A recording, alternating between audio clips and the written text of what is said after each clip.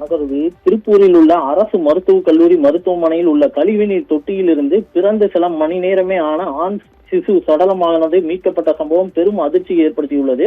பின்னலாடை தொழில் நகரமான திருப்பூரில் உள்ள அரசு மருத்துவக் கல்லூரி மருத்துவமனையில் திருப்பூரை சேர்ந்தவர்கள் மட்டுமின்றி திருப்பூரில் தங்கியுள்ள பல்வேறு மாவட்டங்களை சேர்ந்த மக்கள், லட்சக்கணக்கான வடமாநில தொழிலாளர்கள் திருப்பூரில் உள்ள பின்னலாடை நிறுவனங்கள் மற்றும் அதனை சார்ந்த நிறுவனங்களில் பணியாற்றி வருகின்றனர். இவ்வாறு திருப்பூரில் தங்கியுள்ள பிற மாவட்டங்களை சார்ந்த மக்கள் மற்றும் பல்வேறு மாநிலங்களை சேர்ந்த மக்கள் 90% மேற்பட்டோர் திருப்பூர் அரசு மருத்துவக் கல்லூரி மருத்துவமனையை நாடுகின்றனர். குறிப்பாக அரசு மருத்துவக் கல்லூரி மருத்துவமனையில் உள்ள மகப்பேறு சிகிச்சை பிரிவில் அனுமதிக்கப்பட்டு சிகிச்சை பெறுவோரின் எண்ணிக்கை நாளுக்கு நாள் அதிகரித்து வருகிறது. இங்கு தினந்தோறும் நூற்றுக்கணக்கான கர்ப்பிணிகளுக்கு பிரசவம் பார்க்கப்பட்டு வருகிறது.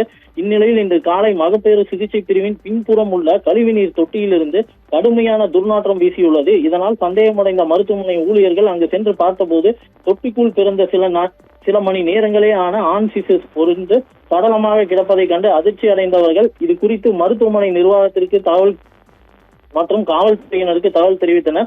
சம்பவ இடத்திற்கு வந்த போலீசார் மற்றும் ஊழியர்கள் கழிவுநீர் தொட்டியிலிருந்து ஆண் சிசுவின் உடலை மீட்டு பிரேத பரிசோதனைக்காக அனுப்பி வைத்தனர். இதனிடையே கழிவுநீர் தொட்டியில் இருந்து மீட்கப்பட்ட சிசுவின் உடலானது மருத்துவமனையில் பிரசவித்த குழந்தையா, வெளியிலிருந்து கொண்டு வந்து வீசப்பட்டதா, இந்த கொடூர செயலில் ஈடுபட்டது யார் என்பது குறித்து போலீசார் தீவிர விசாரணை மேற்கொண்டு வருகின்றனர்.